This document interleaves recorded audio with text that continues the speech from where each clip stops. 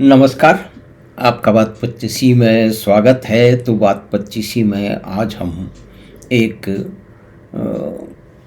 Train की बात कर लेते हैं। ट्रेन ऐसी है कि ट्रेनों में तो सफ़र आपने और हमने ना जाने कब से किया है, बहुत लंबे समय से किया है, हमें याद है। लेकिन देखिए, बरसों क्या दशकों तक जिस तरह की ट्रेनों में रेलगाड़ियों में हम सफ़र करते रहे, चाहे वो पहले स्टीम इंजन की अधिकतर थी या कि फिर बाद में बिजली से चलने वाली ट्रेन आई। बीच में कुछ परिवर्तन जरूर आए कि थोड़ी, लेकिन कुल मिला के शेप करीब करीब एक सी ही थी।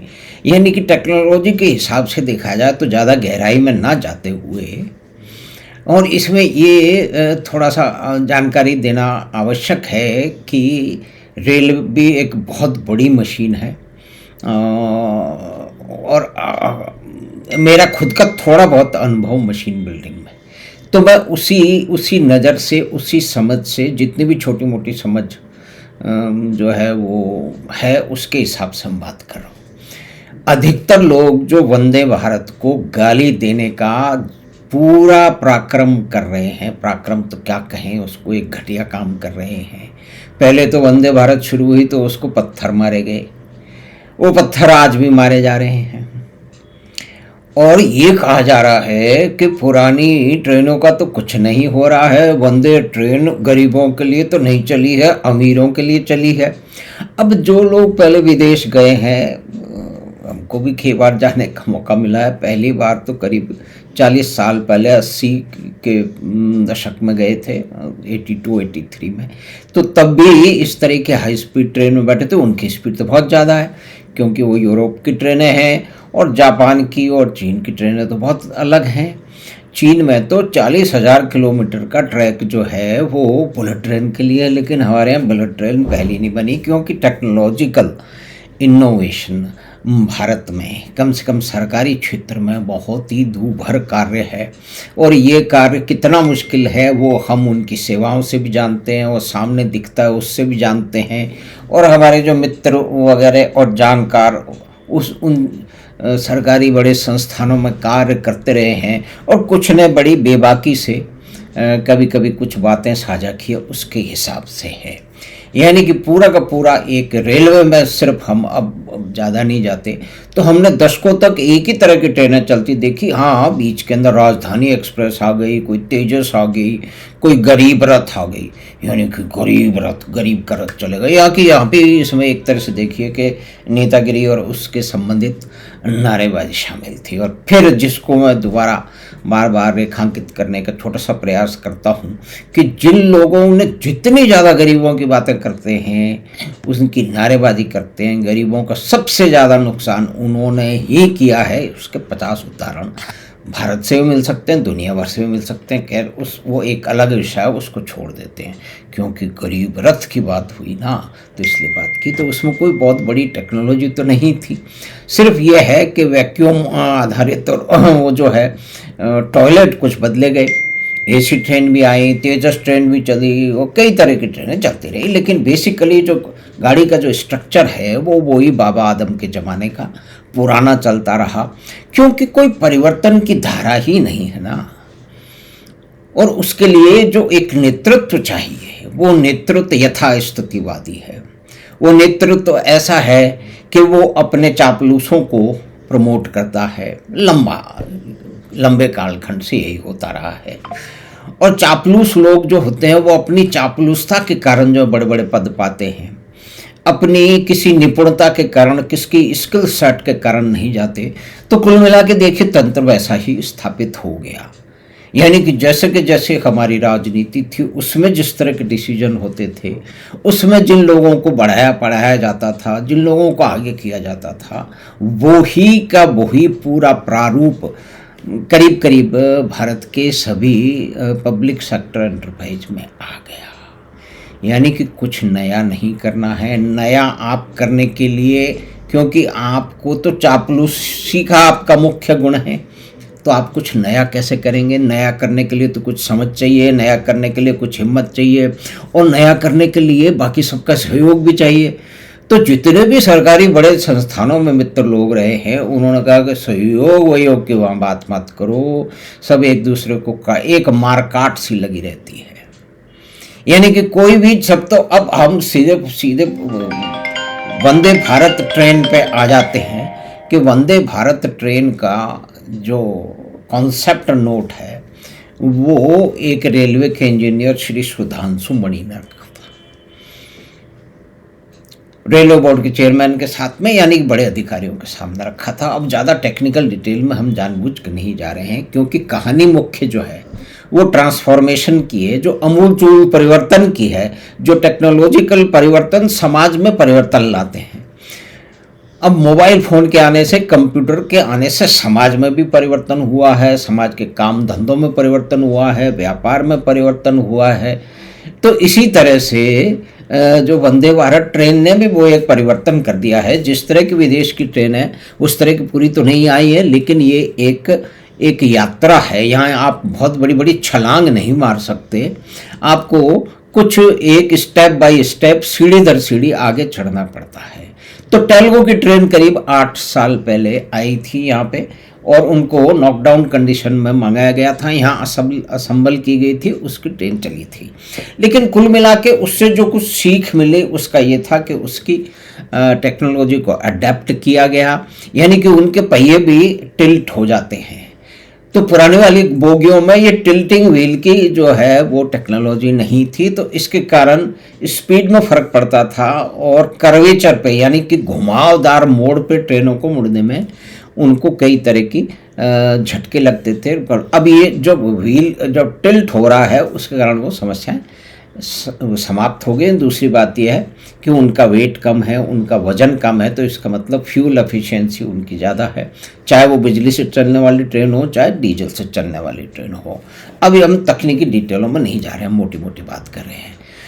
तो वंदे भारत की एक विशेषता ये भी है कि इसका जो पूरा का पूरा चेसिस है वो स्टेनलेस स्टील का बना है, यानी कि वो हल्का है, और उसके साथ के अंदर उसमें करोजन और दूसरी समस्याएं जो पुराने कास्टेड पार्ट्स की थी उसकी नहीं है, पूरा का पूरा एक क्षेत्र में। तो ये एक बहुत बड़ा इनोवेशन है, ये आने वाली समस्याओं को दूर करता है, उसमें कमी लाता है। और दूसरी बातें हैं कि उसमें कनेक्टिविटी है, और फ़ोन के चार्जर लगे हुए हैं, इंटरनेट है, और बायोडिग्रेडेबल और उस तरह के सब टॉयलेट हैं। ये सारी चीज़ें हैं, खान पान की व्यवस्था, ये तो एक अलग चीज़ है।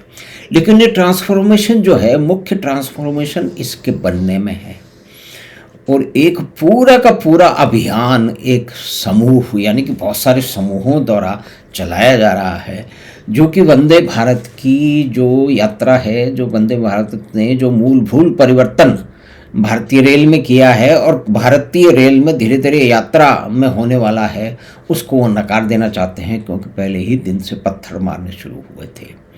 आज 75 साल के बाद में भी भारत के ट्रैक जो हैं वो कवर्ड नहीं है, क्योंकि उसकी तरफ ध्यान ही नहीं दी, या कोई भी जानवर वहाँ घुस सकते हैं, तो धीरे धीरे करते हैं। लेकिन ये और भी बहुत सारी, इसमें मुख्य बात यही है। तो ये जब बना तो टेल्गो का ट्रेन और बाहर से import semi high speed train, यानी कि 150 से 200 किलोमीटर पर आवर की स्पीड से चलने वाली ट्रेन है, जो कि जिसमें नई सुविधाएं हों उसको के लिए टेल्गो ट्रेन समझा गया। अब भारत की कंपनियां, बहुत सारी पब्लिक सेक्टर कंपनियां और प्राइवेट सेक्टर कंपनियां गाड़ियां बना रही हैं, उनके डब्बे बना रही हैं, उनके पुर्जे बना रही हैं, मशीन कर रही हैं, कास्टिंग कर रही हैं।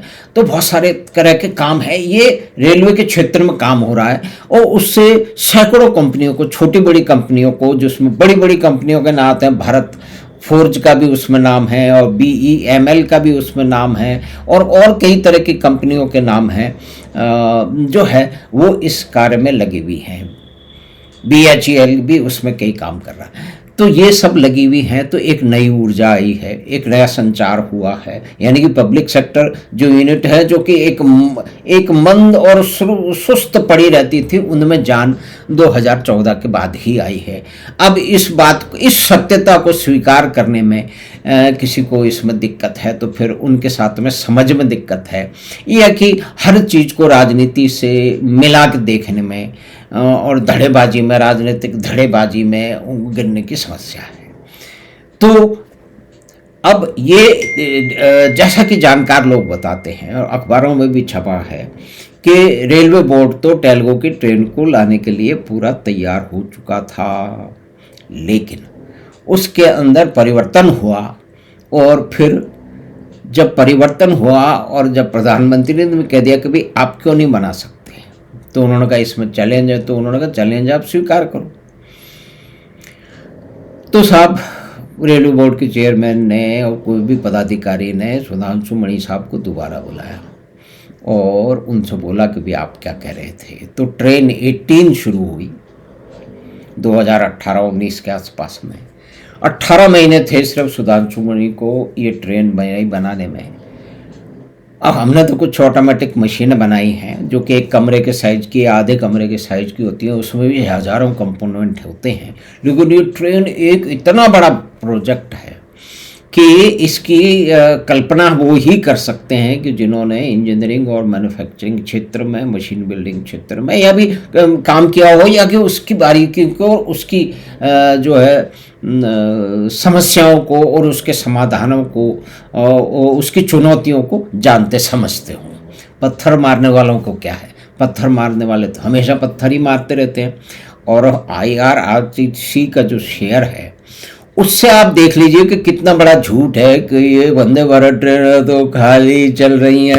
अरे तो भाई खाली जब चल रही है तब जो है वो IRCTC का शेयर तो फिर आधा हो जाना चाहिए, तब वो तो नहीं हुआ। यानी कि एक पूरा का पूरा झूठ है। एक ट्रांसफॉर्मेशन, एक जो मुख्य परिवर्तन है उसको नकारने के कारण उनके 50 भी हो सकते हैं, उनका ज्ञान भी हो सकता है, उनका राजनीतिक झुकाव भी हो सकता है, उनका किसी व्यक्ति के विशेष के प्रति, मुख्य रूप से प्रधानमंत्री मोदी के प्रति घृणा भी हो सकती है। और कुछ लोगों में तो जिनको हम जानते समझते हैं, आप भी जानते समझते होंगे, उनके मन में, उनके दिल में इनके लिए इतनी अधिक घृणा है कि उसको नाप तक तोड़ना भी मुश्किल है। तो इसीलिए पत्थर हर काम में मारे जा रहे हैं। तो हम सिर्फ वंदे भारत को ही यहाँ पे रखते हैं कि अब भारत फोर्ज ने भी जो है वो कोलैबोरेशन टेलगो की कंपनी से कर लिया है। यानी कि वो जो टिल्टिंग व्हील की टेक्नोलॉजी है वो आ चुकी है, या तो आ चुकी है या आने वाली है। तो यानी कि भारत में ही इनोवेशन से 18 महीने के अंदर वंदे भारत ट्रेन को बना दिया गया और बहुत सारे रूट पे चल रही है। और इसमें एक मुख्य बात ये है कि भारत में करीब जो पुरानी 40,000 जो हैं वो कोचेज हैं, 40,000 कोचेज हैं। तो उसमें 2-3 तरीके से काम किया जा रहा है। एक को तो कुछ को तो बदला जा रहा है, कुछ के अंदर परिवर्तन किए जा रहे हैं, उनको अपग्रेड किया जा रहा है। तो ये एक दूसरा ट्रांसफॉर्मेशन का यानी कि मूलभूत परिवर्तन का जो है वो प्रक्रिया शुरू हो चुकी है। उसके जो परिणाम हैं वो आने अभी बाकी हैं। लेकिन पत्थर मारने वाले देखिए जुट गए हैं, वो चारों तरफ जुटे रहते हैं। आप फेसबुक पे चले जाइए कि इतनी गालियां देते हैं वो बिना सोचे हुए समझे। यानी कि ट्रेन के अंदर देखिए, ट्रेन को जब एक यार्ड बदलना होता है या ट्रैक बदलना होता है और कई बार ट्रेन को नहीं चलाना होता, तो एक पुराना डीजल इंजन होता है वो आगे पीछे गाड़ियों को ले जाता है मरम्मत करने के लिए, धोने के लिए, सफाई करने के लिए।